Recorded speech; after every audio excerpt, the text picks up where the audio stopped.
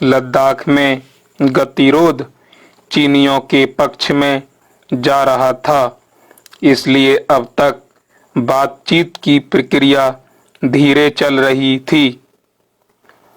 बातचीत के लिए भारत के अनुरोध का न सिर्फ चीन अपने ढंग से जवाब दे रहा था, बल्कि वार्ता का नतीजा भी नहीं निकला था।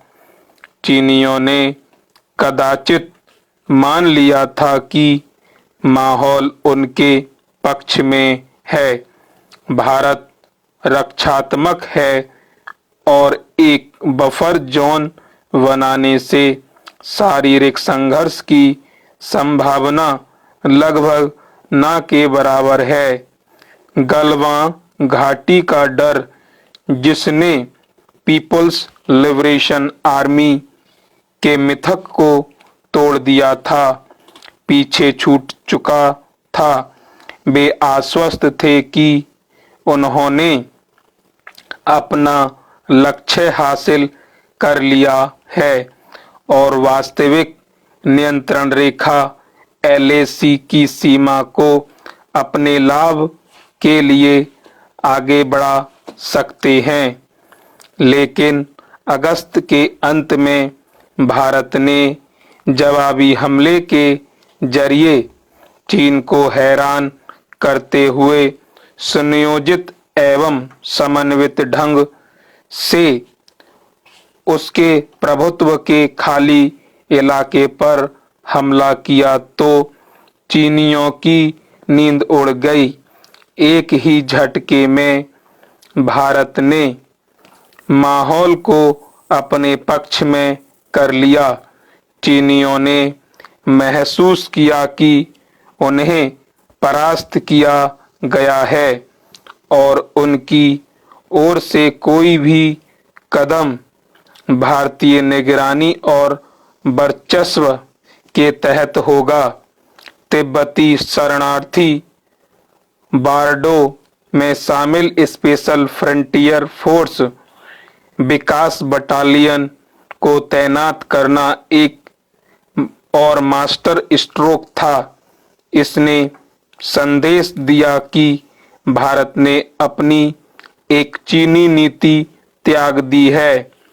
चीन ने यह दावा करते हुए प्रतिक्रिया दी कि भारत ने LAC का उल्लंघन किया था, जिसे उसने खुद एक दिन पहले तक स्वीकारने से इनकार कर दिया था और भारतीयों की वापसी की मांग की थी। चीन की चोट और बढ़ाने तथा उसके सॉफ्टवेयर उद्योग पर असर डालने के लिए भारत ने फिर से कई चीनी ऐप पर प्रतिबंध लगा दिया है। नतीजतन अचानक चीन से हर स्तर पर बातचीत की मांग उठ रही है। ब्रिगेड कमांडर्स लगभग एक हफ्ते तक लगातार बिना किसी नतीजे के मिलते रहे, क्योंकि भारत ने चीनी मांगों को स्वीकारने से इनकार कर दिया था। चीन कम्युनिस्ट पार्टी के मुखपत्र ने अपना दुष्प्रचार लगातार जारी रखा। चीन ने दोनों देशों के रक्षा मंत्रियों के बीच बैठक का अनुरोध भी किया, जो शंघाई सहयोग संगठन की बैठक में मोरक्को में हुआ। चीन की तरफ से ये तीसरा अनुरोध वर्चस्व वाली ऊंचाइयों पर कब्जा करने की भारत की आगे बढ़कर की गई कार्रवाई के बाद किया गया था। जाहिर है कि चीन समाधान चाह रहा था। दोनों पक्षों ने एक दूसरे पर LAC के उल्लंघन का आरोप लगाते हुए बयान जारी किए। चीनी विदेश मंत्री ने बैठक के बाद अपनी प्रेस विज्ञप्ति में कहा कि भारत और चीन के बीच सीमा पर मौजूदा तनाव का सच और कारण स्पष्ट है।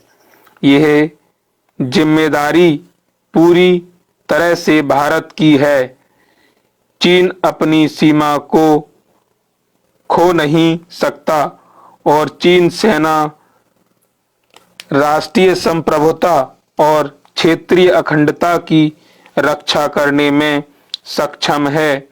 इसके विपरीत भारत का बयान था कि बड़ी संख्या में चीनी सैनिकों की कार्रवाई उनके आक्रामक व्यवहार और एक तरफा यथास्थिति को बदलने का प्रयास द्विपक्षीय समझौतों का उल्लंघन था। भारतीय सैनिकों ने हमेशा सीमा प्रबंधन के लिए जिम्मेदार दृष्टिकोण अपनाया है। स्टॉप।